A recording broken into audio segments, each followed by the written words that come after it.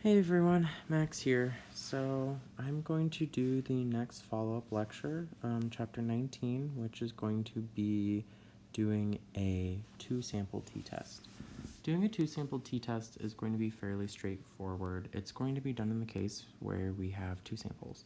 So it specifically comes up with the question of how do we compare two populations from two different samples, and then in chapter 20, which we'll be getting to very shortly because as you'll see, chapter 19 is fairly straightforward.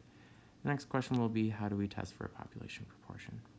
And so specifically how these notes are structured is we've just finished talking about a matched pairs test. And specifically the matched pairs test is whenever the data is already paired or some independence violation happens, right? There's a dependence between the two samples. So specifically, we'll be using a two-sample t-test. Let me just write this for you. We use a two-sample t-test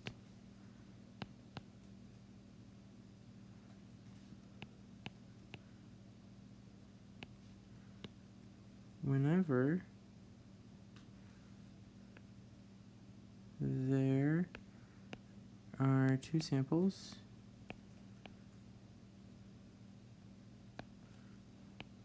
that are independent.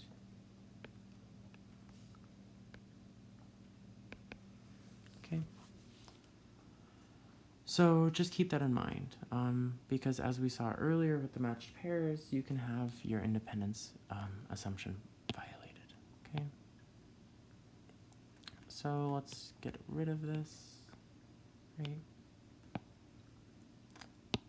And let's just get on with the notes. Specifically, we'll have that both of the data sets are simple random samples, and specifically that they're independent, okay? And then the next one being that both populations are normally distributed with standard deviations that are unknown, okay? In practice, both of the distributions for both of the samples can just be similar shapes, no strong outliers, fairly symmetric, okay? So, given these conditions, we essentially just have to apply the formula for a two-sample t-test. And as you can see, it's essentially this x bar 1 minus this x bar 2. And what we've generally seen is a t is usually some x bar minus a mu naught over s over the square root of n. Okay? And what you're missing here is this mu naught. Okay, so where is it? The reason that I'm omitting it here in the notes is because we're essentially not going to really need it, because whenever you're dealing with a two-sample t-test, you're trying to essentially compare two populations. So when comparing them, okay,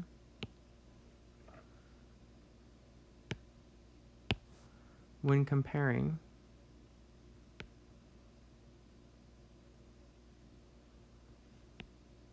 the two samples,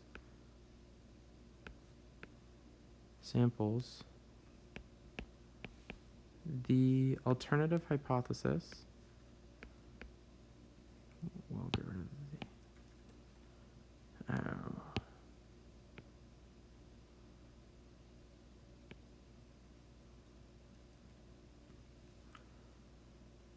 Our alternative hypothesis can be rewritten such that mu naught is equal to 0. That is, we can always say that if there is a difference, our alternative hypothesis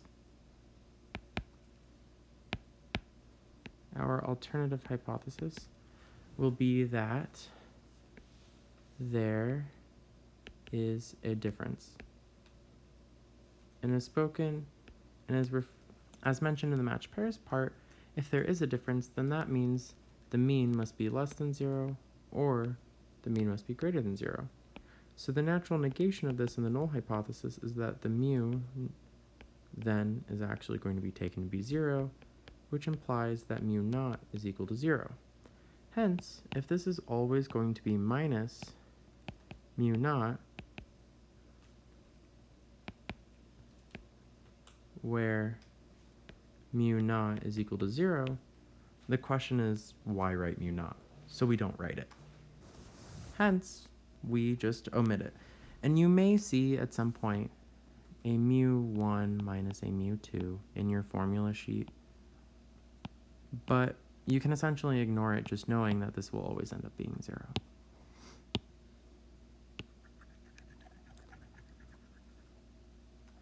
Let's see if I can get it all in one go.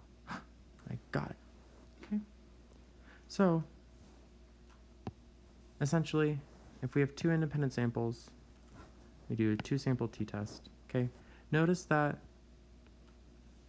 the square root of s1 squared over n1 plus the square root of s1 squared over n2 is not equal to the square root of s1 squared over n1 plus s2 squared. This should be a 2 over n2. Okay? And a simple example of this could be the square root of 2 plus the square root of 2, which is some weird decimal thing. It's going to be like 1 point-ish something. It's like 1.2-ish. So this is like approximately 2.2-ish. But square root of 2 plus 2 is equal to the square root of 4, which is equal to 2 exactly. So you know that these two just arithmetically are not the same. Okay.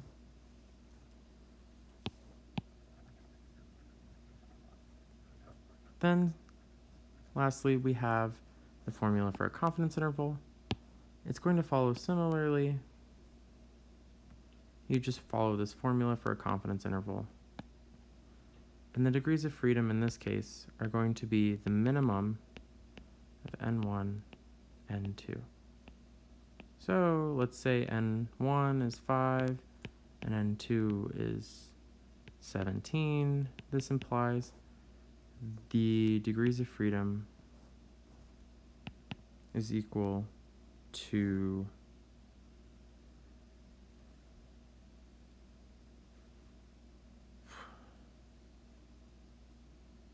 5.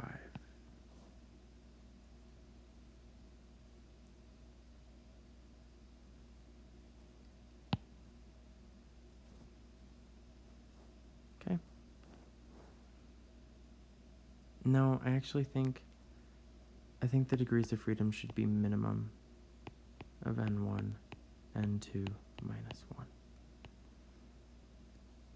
Yes. It'll be this. Okay.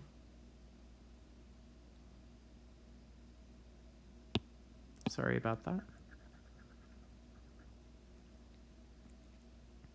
Okay.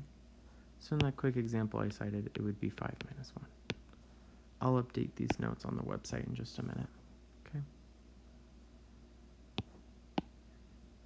So, working through this example, just setting it all up, what we would find is that if we wanted to do, say, a t-test, should be an x bar, okay. We find that between the two samples, there will be we have two independent samples, okay? They're both SRSs. We're assuming all the assumptions are met. We'll have that x bar 1 minus x bar 2 square root of s1 squared plus s2 squared over n2 divided by n1, which is going to then be equal to 140 minus 175 over square root of, and we've got 15 and 15, plus, and we've got 22 squared, plus, and then we've got the 16.9 squared. And this would be your t statistic, some value, And then you'd have degrees of freedom is equal to the min of n1, n2, minus 1. Okay. And then you would essentially fill out the rest of the test. If you wanted to build a confidence interval, you would do a similar thing, using your t-table to build a typical confidence interval. You, however, would do x bar 1 minus bar 2, right? Plus or minus t star degrees of freedom n2 s2, 2. Okay. And this then would be 140 minus 175 plus or minus, and I'll let you find the t star in your tables because I know that this is actually an issue a lot of students end up having.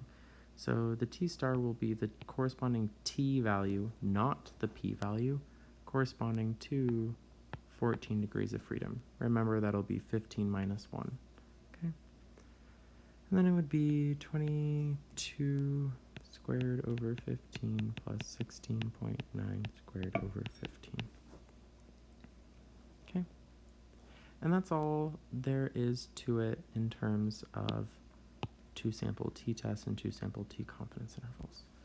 And so in our next video, we'll cover population proportion testing and an introduction to that, which is essentially the same thing that we've done.